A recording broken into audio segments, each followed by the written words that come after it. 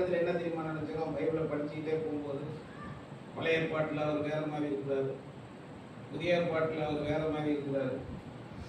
நான் சொன்னேன், வேற மாதிரி இருந்தால் அவர் தேவனே கிடையாது.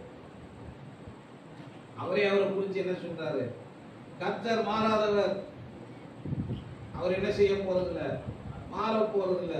நமக்கு கொடுத்த பிரமாணங்கள் தான் மாறி இருக்கு.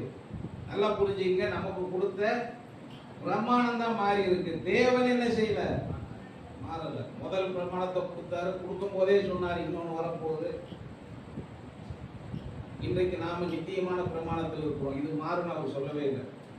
அப்ப முதல்ல இருக்கிற பிரமாணம் என்ன செஞ்சிச்சுன்னா, இந்த புதிய பிரமாணத்திற்கு ஜனங்களை வழி நடத்தியது.